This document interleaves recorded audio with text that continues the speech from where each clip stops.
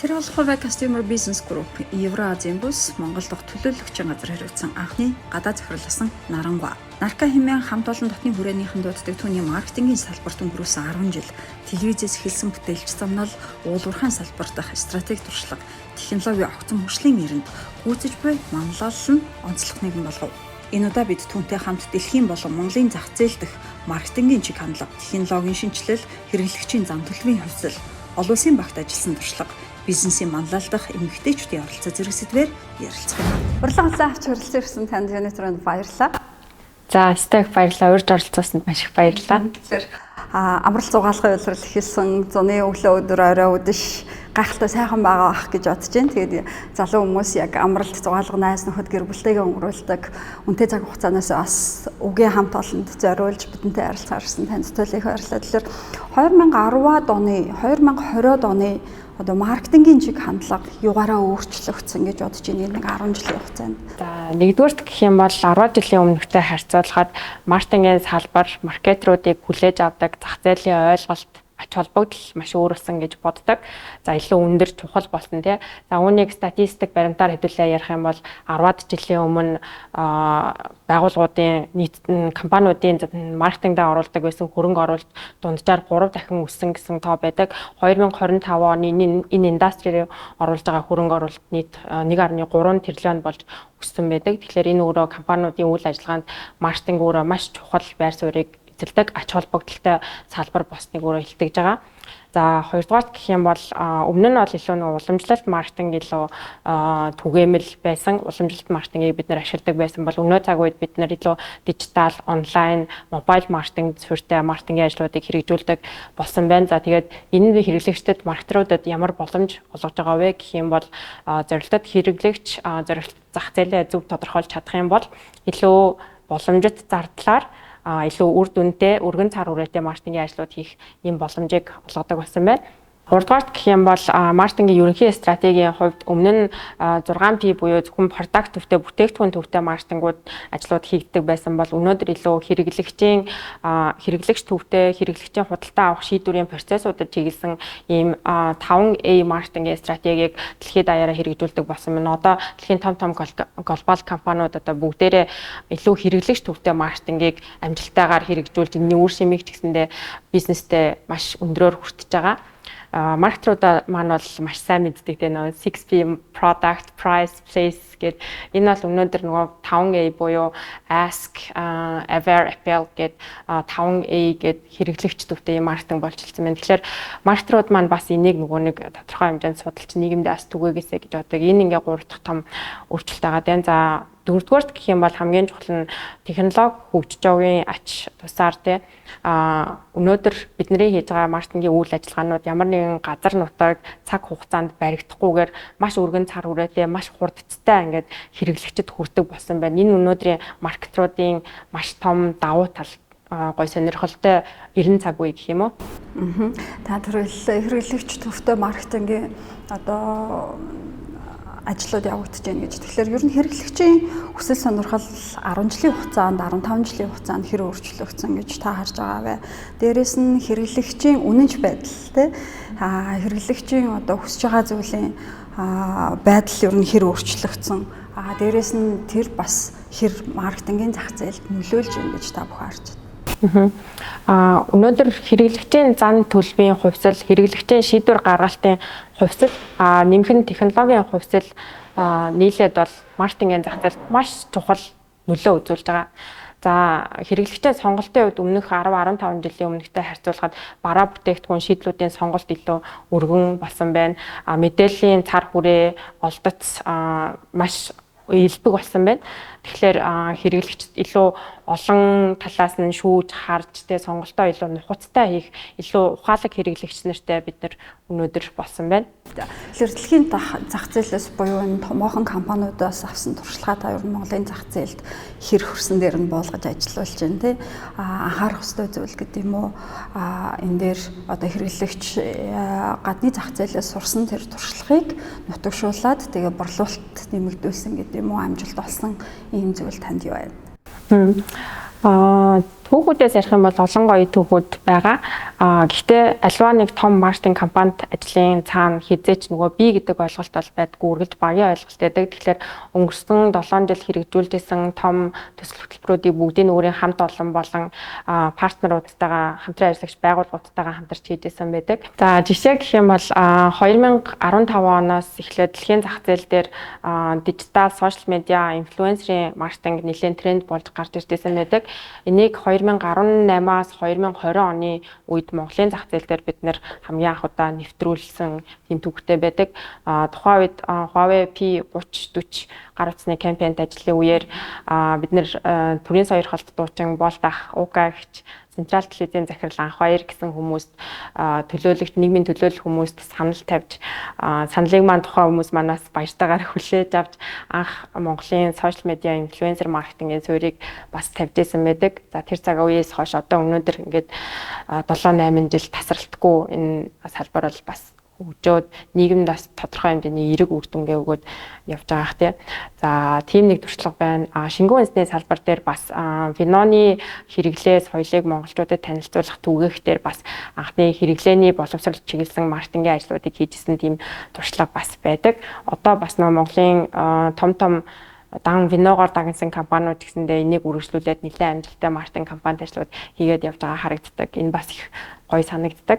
Гар утасны камерыг 7-8 жилийн өмнө 6-7 жилийн өмнө монголчуудын харах өнцөг бас өөр байсан. Тухайн үеийн технологич гэсэн өөрөөсөө тэр үед би тэд Huawei P3040 гэсэн кампани үед гар утасны камерын төрөлцсөн хэрэглээний функцүүдийг яг хэрэглэгчийн боловсролын түвшинд танилцуулж зах зээл дээр бас тийм мэдлэгжүүлж ийм мундаг кампанид ажлуудыг хийжсэн. За тэр үедээ л анх нөгөө гар утасны камераар бүрийн хэмжээний кино хийх, видео дүрс бичлэг мэргэжлийн хэмжээний фото зураг авалтууд хийх зэрэг нь гар утасны камерт өгөх ач холбогдол хэрэглэгчийн харах үнцгийг бас бид нэр өөрчилжсэн.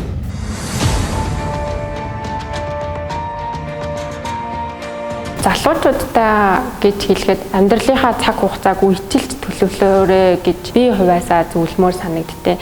Чи нэг зүйлийг олж авах гэж нэг зүйлийг золиослно гэдэгтээ бэлэн байх хэрэгтэй. Тэгэхээр энийгээ дагаад тууштай адил руу дагалдаж явж явах хэрэгтэй. Залуу хүн чамд сурж болох юу л байна? Тэрийг нээлттэйгээр сур. Битгий өнгөрөө бай, битгий залхуу бай, тий бүх юмд нээлттэй гоё сур. Ер нь маркетингийн ирээдүг та юунд чиглэнэ гэж одоо юун дээр суйрлах ол гэж харж байгаа бол одоо л хэмэл оюун ухаан гэж гарч байна. Гэтэл хэмэл оюун ухаан бол хүний мэдрэмжийг, хүний төсөөллийг одоо жишээ нь орлого буюу гэдэг дээр ч гэсэндээ ингээ эргэлзээтэй олон талтай хариултууд байна шүү. Тэгэхээр маркетингийн ирээдүй юунд дээр суйрлана гэж таарч байна. 21-р зуун бол тэр чигээрээ технологийн 900. Тэгэхээр маркетингийн салбарт гэсэндээ энэс зайлс хийх боломжгүй. Маркетингийн салбарын ирээдүйн хөгжил миний харах өнцгөр бол технологи суурьтай маркетинг хөгжсөөр байна. Гэхдээ илүү хэрэглэгч төвтэй, хэрэглэгчийн зан төлөв, сэтгэл ханамж, хэрэглэгчийн үн цэнийг ойлгож байгаа байдал дээр чиглэсэн маркетингийн ажлууд илүү төлхөө хийгдэнэ. Монгол брэндүүдийн давуу болон сул талыг та жишээ нь юу гэж харж байгаа? Бид ер нь юугаа хөгжүүлэх хэрэгцээ, шаардлага тулгамдж байгаа гэж боддог байна. Яг Монгол брэндүүдийг бүр наривчилж би өөрөө нөө судалж хараагүй бол олон жил болсон болохоор брэндүүд гэж яриулвал яг сайн мэдэхгүй байна. Гэхдээ нийт ер нь Монголын маркетингийн зах зээлийн хувьд дэлхийн маркетингийн зах зээлийн хөгжилтэй харьцуулахад дэлхийн өөрөө мундаг том кампанид ажлууд хийгээд тэрийг сувгуудыг үр дүнг маш наривчлалтайгаар хэмжиж чаддаг тийм хэмжүүрүүдтэй болсон байна те. Хэмжүүрүүд олон төрлийн шинэ нэршил, томьёо, судалгаатгуунууд гарсан байна. Энийг Монголын маркетрууд маань өөрсдөө олон улсын тэр жишг мундаг том кейсүүдээс судлаад Монголын зах зээл дээр Монголын хэрэглэгчдэд зааж таниулах тийм ажлууд хийгдээсэ гэж боддог. Хэмжигдэхүүн тал дээр бид хэд арай дэлхийдээ хүл нийлүүлээгүй байх гэж бодож байна. Тий.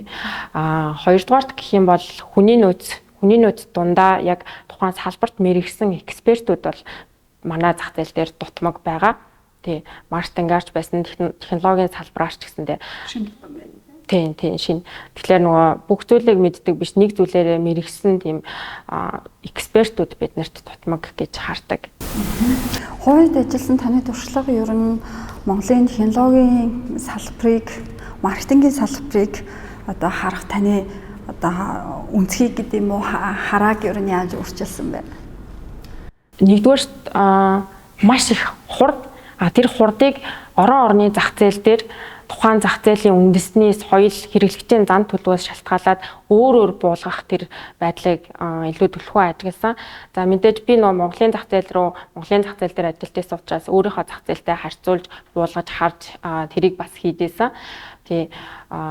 Хятад өөрөө зөвхөн Huawei гэлтгүй Хятад улс өөрөө технологийн салбар болон салбар болгон дээр маш хурдтай хөгжиж байна тий өсрөнгөө хөгжиж байна тий үүн дээр одоо үйлдвэрлэлийн салбар орж ийн автоматив салбарууд орж ийн нарны эрчим хүч сэргээгдэх эрчим хүчийн салбар орж ийн гэх мэтчлэн тий одоо консюмер дээр бол гар утасны дэлхийн ухаалаг гар утасны дэлхийн хамгийн томоохон үйлдвэрлэгч нар өрсөлдөгч нар бол хятад брендүүд болсон байна ч гэдэг юм уу те.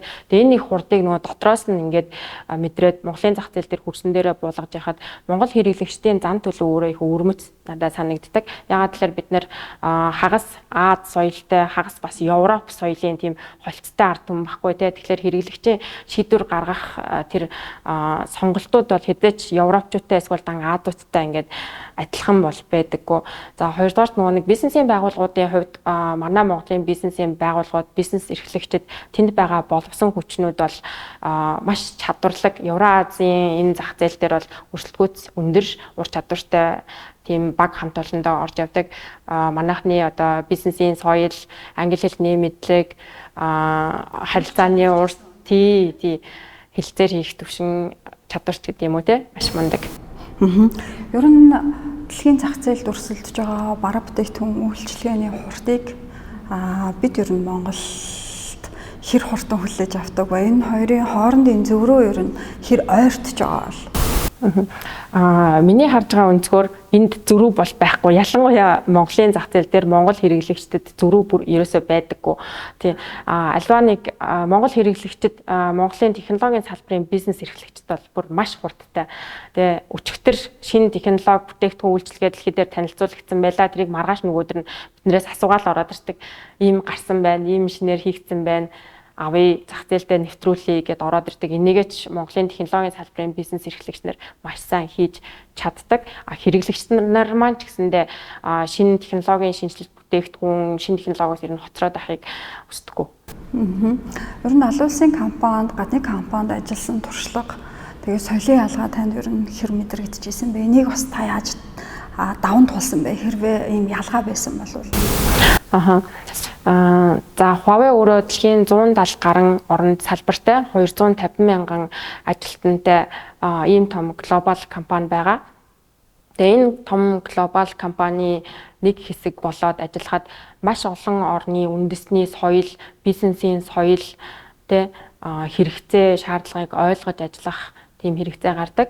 За энийг өөрөө ойлгож олон орны залуустай нийлэн олон өөр цагийн бүст одоо тохирч ажиллана тэндээс гарсан шийдвэр шинэ санаачлагыг Монголын хэрэглэгч нартай, хамтрагч нартай Монголын хөрсөнд буулгаад ажиллана гэдэг бол тодорхой хэмжээний маш өндөр нюанс бас сорилт байдаг. Та ер нь яг нөгөө маркетинг тэгээд технологийн салбар гэхэлэр ингээ хоёр салбар хамраад байгаа юм л. Тэгэхээр зөвхөн өөрийнхөө хийсэн компанид ажлын тухай ер нь Монголын зах зээлд амжилттай хэрэгцсэн маркетинг болон технологийн амжилттай жишээг хуваалцвал танд одоо шинэ содон санагдчихсэн. Энэ үнэхээр гахалтай санаа байна гэдэг юм уу? Ийм онцлогоор зүйлээд компанид ажиллая. За өнгөрсөнд хийгдсэн эсвэл нөгөө өөр байгууллагуудын хийжсэн зах зээл дээр танилцуулагдсан шинэлэг содон маркетинг компанид ажиллаад гэвэл би маш олныг харж байсан. Манай монголчууд маань үнэхээр мундаг тийм креатив бүтээлч тийм арт түмэн видео мейкер одоо медиа энтертайнмент салбарч гэсэндээ Аазтай бас тийм доогуурт бол орохгүй. Тийм тэгэхээр бусдыг яриулбал би олон жишээ харж исэн өнөөдөр яриа цаг дуусахгүй байх. Манай хувьд бол хамгийн сүүлийн хийжсэн том бас бахархууштай компанид ажиллах гэх юм бол Huawei Mate X-T 3 Fold гэдэг 3 нугалардаг гар утсыг тийм Монголын зах зээл дээр яг дэлхийн нээлттэй зэрэгцээд бид нар Монголын зах зээл дээр оруулж ирж байсан. Huawei Mate X-T 3 Fold гар утсыг бас олон зах зээл дээр Huawei нээлт хийгээгүй гаргаагүй байдаг. Тэгээд энийг бид нар хамтрагч байгууллагууд Mobicom, Unitel, PC Mall, Сайн Electronics гэсэн байгууллагуудтай хамтран Монголын зах зээл дээр хэрэглэгч нартай хүргэсэн. Тийм энэ өөрөө Монголын хэрэглэгчдийн хувьд шал өөр түвшний үн цэн хэрэглээний шинэ соёлыг бас нээсэн болов уу гэж бодож байна.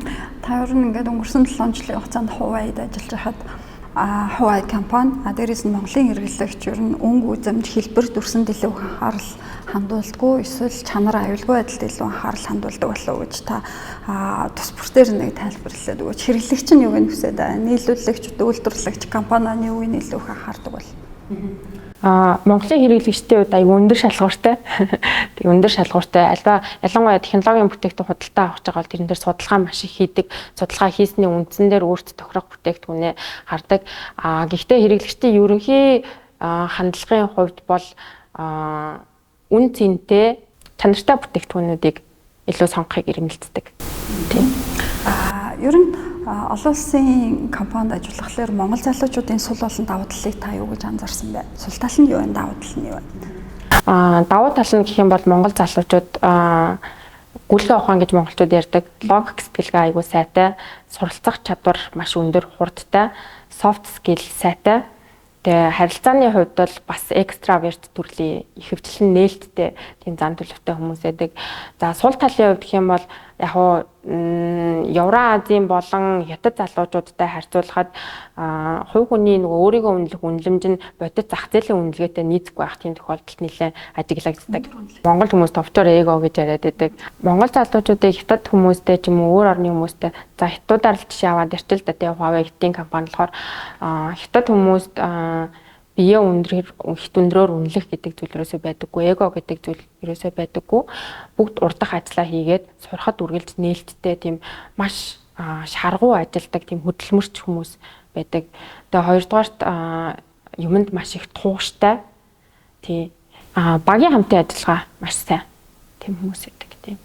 Тэгээд Монгол залуучууд маань бас эндээс үлгэр жишээ аваад сурах юмнууд байл сураасаа гэж боддөө. Тэгвэл та одоо жишээ нь дэлхийн зах зээлд Монгол залуучууд олон улсын компанид гадны компанид ажиллахын тулд ямар одоо чадвар тэгээ мэдрэмж гэдэг юм уу те өөрийнхөө хандлага дээр одоо өөрчилж давуу тал үүсгэн гэж бодож байна.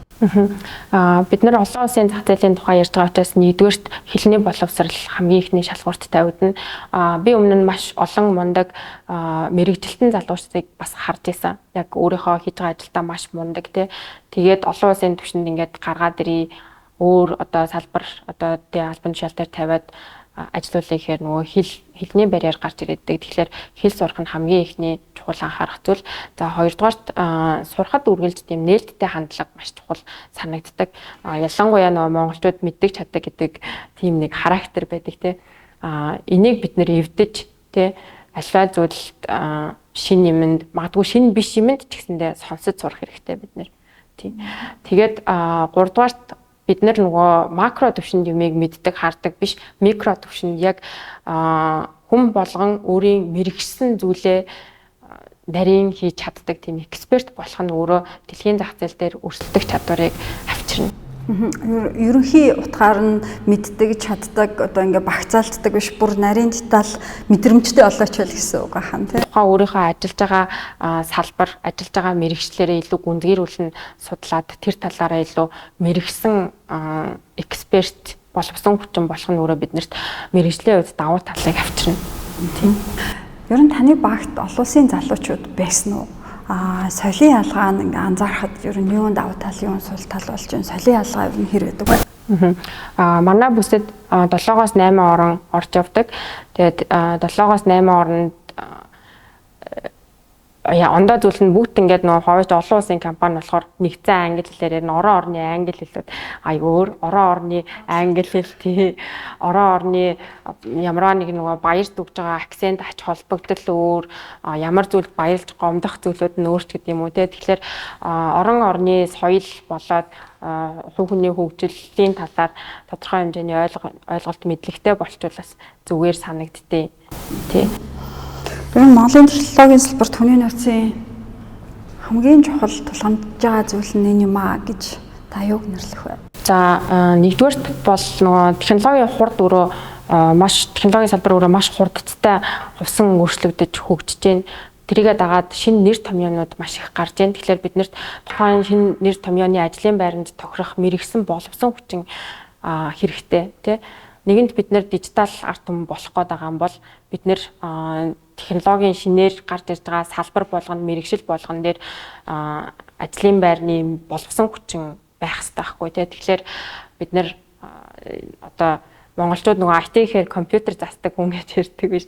Тэрнээсээ бүр ингээд нарийн мэрэгсэн мэрэгчлэлтэн боловсон хүчнийг бэлтгэх хэрэгцээ шаардлага биднэрт хамгийн түрүүнд байгаа гэж харж байгаа. Тий.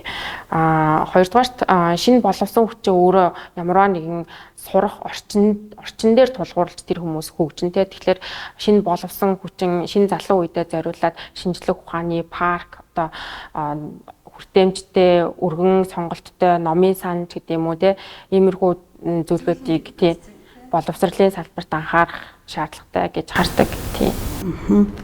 Ер нь та түрүү хэлжсэн мэдлэг нэмэгдүүлэх хэрэгтэй байна гэж яг бидний авсан мэдлэг боловсрол маань өөрт яг ашиглагдах ур чадвар болохдоо ер нь энэ хоёр маань хэр хол зөрүүтэй байна гэж та анзаардаг бай. Өөр онлоор авсан мэдлэг практик дээр олж авсан мэдлэг гадны гой бас дипломтой ирж байгаа ч залуучуудын ажлын байрны ярилцлаган дээр гадаадд төгссөн магистр хийсэн гэд ирж байгаа хэрнээ англи хэлэхгүй тий уул нь ингээд онлын юм харахаар хэлтэй баймаар тий тэгсэн хэрнээ нөгөө ямар ч үзүүлэлт хурдан арга диплом байхгүй хэрнээ зөв өөрөө мэрийгээд сураад судалсаар агаад энэ салбартаа тий мэрэгчлэлтэн болцсон зарим байгууллагт бүр нөгөө SEO болцсон тийм мундаг хүмүүс ч гэсэн байдаг. Тэгэхээр онол практик хоёрын зөрүү бол тий холоо. Шин та өөрийнхөө багт хин нэг ажилд авъя гэвэл ямар ур чадвар ямар мэдлэг юу гэлүүх нэг номер төтлөх баардаг бай. За нэгдүгээр хандлагыг хамгийн их хардаг эерэг этиктэй тийм зан чанарыг харж нэгдүгээрт их авдаг. За хоёрдугаарт сурахад нээлттэй аливаа зүйлийг нөгөө сонсож хүлээж авч чаддаг тийм зан чанарыг би өөрөө маш хүндэлдэг. Тийм хүмүүст юм заагаад сурахад маш мундаг хол явах ирээдтэй хичнээн гоё юм заагаад нөгөө хүлээж авахгүй чихэн онгоохгүй хүнд бол аль талдаа нуурч чадахгүй тийм цагийн гарц болчихно тий тэгээд 3 дугаарт мэдээж нөгөө олон улсын компани болохоор хэлний шалгуур нэгттэй.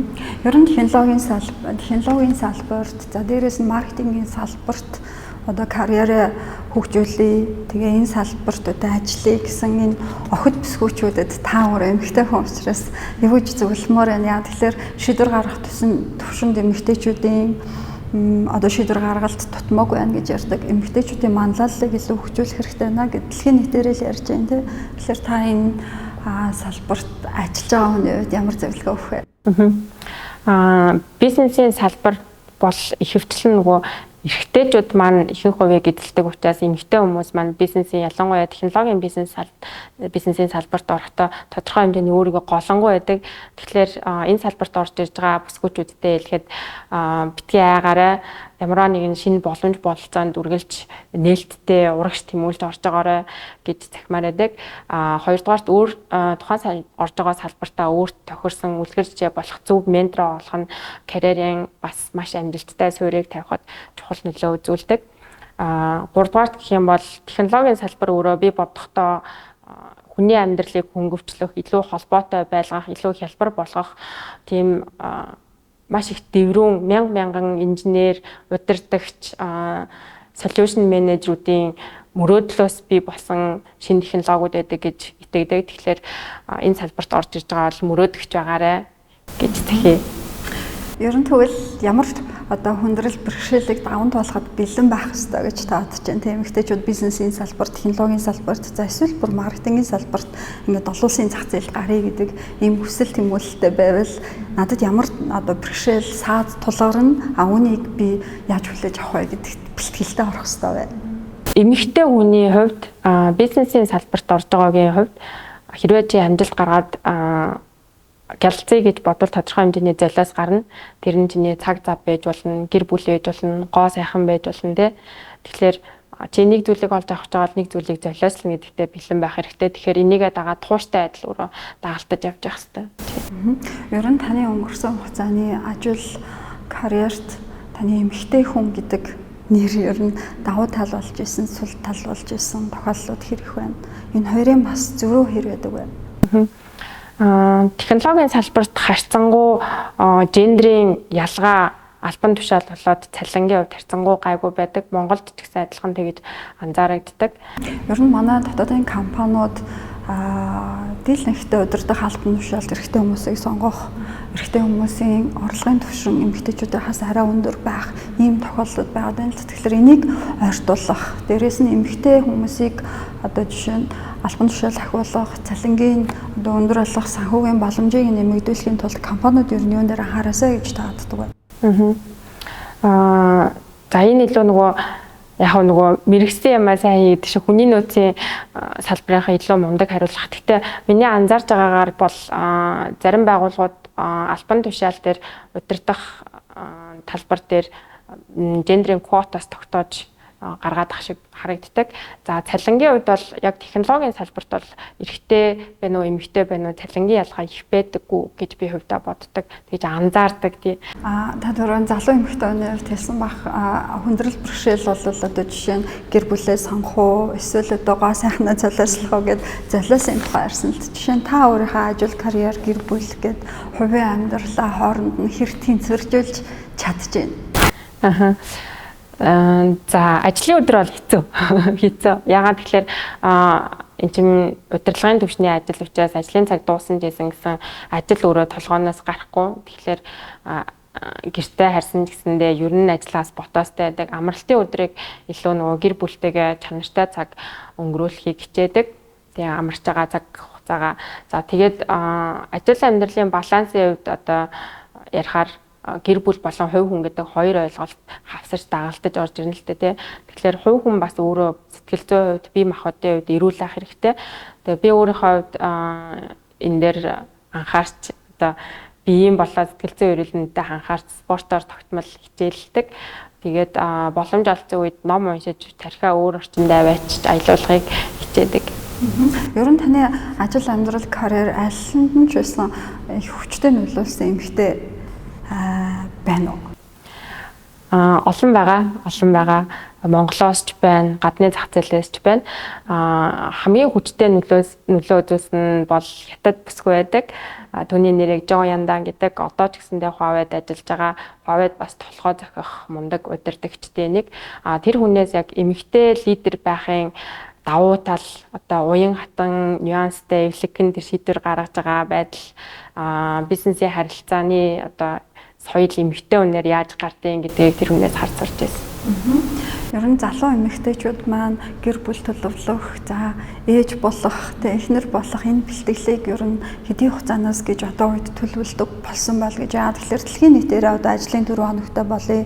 Гэр бүл төлөвлөлт бол ажил карьерийн дандаа ард нь бичигдээд байна. Дээрээс нь хүүхд төрүүлэх хандлага бол маш бага болж байна. Төрүүлсэн ч маш цөөн хүүхдтэй байна гэдэг нэг ийм хандлага дэлхийн нийтээр явж байна. Тэгээ зарим улс орнууд ч бүр ажлын 4 өдөртөө олж залуусыг хоорондоо уулзах, болцох, гэр бүлтэй зав одоо цагаа зарцуулахын боломжуудыг нээж ин л дээ. Жишээ нь таны хувьд ер нь анзаараад харахаар технологийн салбарт, маркетингийн салбарт тэгээ та бүхний залуу эмэгтэйчүүдийн хувьд бол ер нь гэр бүл төлөвлөлт, хүүхэд төрүүлэх хандлага ер нь хэдэн наснаас эхэлнэ гэж та бүхэн ярьцгааж байна? Хүн болгоны хувьд бол өөр ахтай. Гэхдээ орчин цагт бол ялангуяа монголчууд Азиудын хувьд бол төрөлтийн нас одоо хойшлуулын тэг 30 гараад явчлаа. Монголд ч гэсэндээ ер нь бол бас тэгэж анзаараад байдаг.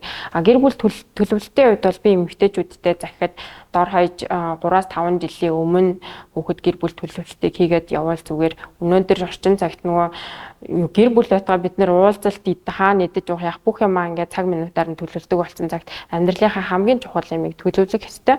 Тэгжээж өөрөө төлөвлөгөөтэй амьдрал гэдэг бол чиний карьер цаашдын бүх юмд нөлөөлөх учраас тийм. Та ер нь бидэнтэй алсын хараагаа хуваалцаж. Гэхдээ энэ нөгөө ажил карьерийн хувьд биш, ээж хүний хувьд, эхнэр хүний хувьд бас охин мэдээж ээж аавын охин байгаа учраас эсвэл эгч дүүгийн хувьд ч юм уу те яг хувь амьдрал дээр алсын хараагаа хуваалцаж. Эмэгтэй хүн ингээд карьер ахих тусам их юм сурдсан байна. Их юм сурах болгондоо бас юм мэдгүйгээ хүн мэдэрдэг юм байна. Юм мэддэггүйгээ мэдэрдэг юм байна. Тэгэхээр илүү их юм сурах хэрэгтэй байна. Энэ сурж байгаа сурсан мэдлэг юмнуудаа бас нийгэмд хүмүүст хуваалцах хэрэгтэй байна гэдэг юмыг хүн ойлгох юм байна. Тэгэхээр цаашид миний хийж бүтээх зүйлүүд бүгдээрээ хин нэгний амьдралд аливаа нэгэн цаг хугацаанд үргэлж нөлөөлөх, эерэг нөлөө авчрах тийм байх болоо гэж харж байна. Тэгээд тэрний төлөө бас явах. Ер нь та өнгөрсөн хугацаанд амьдарсан, ажилласан энэ он жилүүдийнхаа хугацаанд бусдад заавалчгүй ажилтай, карьертэй холбоотой ч биш эмэгтэй хүнийхээ хувьд эсвэл нэг нүүр арчилдаг ч юм уу. Ер нь энэ дээр хүмүүс эрэгтэй эмэгтэй гэлтгүй энэ залуучууд манай харж байгаасаа гэдэг 3 зүйл нэрлэе гэвэл та жишээ нь одоо ямар хөвшлэг гэдэг юм уу, ямар дадлыг, ямар ур чадварыг зөвлөх вэ? Нэрлвэл. Залуучуудаа гэж хэлэхэд амьдралынхаа цаг хугацааг үежилж төлөвлөөрэй гэж би хувьяасаа зөвлөмөр санагдтыг. Яагаад тэгэхээр нийтлэг ойлголтоор бол залуу ахтаа ингээл юм сураал хөгжөөл, карьер бүтээгээл, хөшөрхөөрөө ингээд сайхан үр хөвгтэйгээ гоё амьдрна гэдэг. Гэхдээ энэ дэр яг нөгөө нэг детальны он цагийн төлөвлөгөө байхгүй юм шиг харагддаг. Тэгэхээр магадгүй 20-оос 27-8 наснд залуу хүн чамд сурж болох юу л байна, тэрийг нээлттэйгээр сур, битгий өнгөрөө бай, битгий залхуу бай, тий бүх юмд нээлттэй гоё сур. Үнээс цааших насандаа хийж бүтээх зүйл чинь бусдад тустай, дэмтэй, нийгэмдээ бүтээлч тийм гоё юмнууд байгаасаа гэж зөвлөдөг. За хоёрдугаарт энийг хийгээд явж байхад нөгөө эрүүл мэнд, ажил амьдрал гэдэг зүйлээ орхигдуулахгүй байвал зүгээр. Ялангуяа эрүүл мэнд дээр сэтгцэн эрүүл мэнд офис ажилтаа хүмүүс үед одоо хөвчлэн нөгөө нэг нурууны өвчлөлтөд айгүй их нэрвэгдэж байгаа. Тэгэхээр нуруу тий энэ юмнуудаа анхаарч спорт, дасгал хөдөлгөөн хийх, өөрийнхөө тархийг амрааж явах тийм зүйлүүд хийж байгаарай гэж зөвлөнө. Та ер нь технологийн салбарын хүн, дээрээс маркетингийн салбарын хүн учраас өдөрт ер нь дэлгэц ширтгэд хэдэн цагаа зарцуулж гин бас энийг хязгаарладаг уу гэдэг дээр таны саналыг сонсъё. Монголчуудын дундаж screen time зөвхөн гар утсыг авахд дунджаар бараг 5-6 цаг байгаа анзаарэгддэг. Зарим нь ингээд 7-8 рүүч ороод явцдаг. Энэ бол маш их screen time. Тийм. Би өөрийнхөө хувьд бол screen time-ыг байнга хяндаг. Ихтэй 3 цагаас ихгүй байлгахыг хичээдэг. Ажлын цагийн үед бол мэдээж дэлгэцээ харна. Тийм гэхдээ нөгөө нүдээ амраагаад харна. Дэлгэцийн цаг хязгаарлах, одоо дэлгэцээс өөрийн сэтгцэн эрүүл мэндэ хамгаалах талаар бас олон сонирхолтой ном зохиолууд гарсан байна те. Дижитал мацаг барихч гэдэг юм уу те. Иймэрхүү юмыг залуус маань бас сонирхоод судлаад дэлгэцэн живж болохгүй. За баярлалаа, бидний урилгыг хүлээн авч өөрийнхөө туршлагыг хуваалцаж бас өөрийнхөө бодлыг нээлттэй хуваалцсан. Танд баярлалаа. Таны дараагийн ажил, карьерт, дараагийн замд амжилт хүсье. За баярлалаа. Та бүхэн бас хийж байгаа ажилд нь амжилт хүсье. Тэгээ үзэж байгаа үзэгчдтэй бас эрүүл их сайн сайхныг хүсье. Баярлалаа. Үгийг сонгооц үзэгч та бүхэнд баярлалаа. Бид та бүхэнд аль болох технологийн салбарт өрнөж байгаа. За дээрээс нь маркетингийн салбарт эргэж харуулжтай, бодвоштой шин сорилтууд за бидэнд тулж магадгүй одоо давуу тал олон сул талуудын талаар ярилцахыг хичээлээ. Ингээд анхаарал үзэгч та бүхэнд баярлалаа.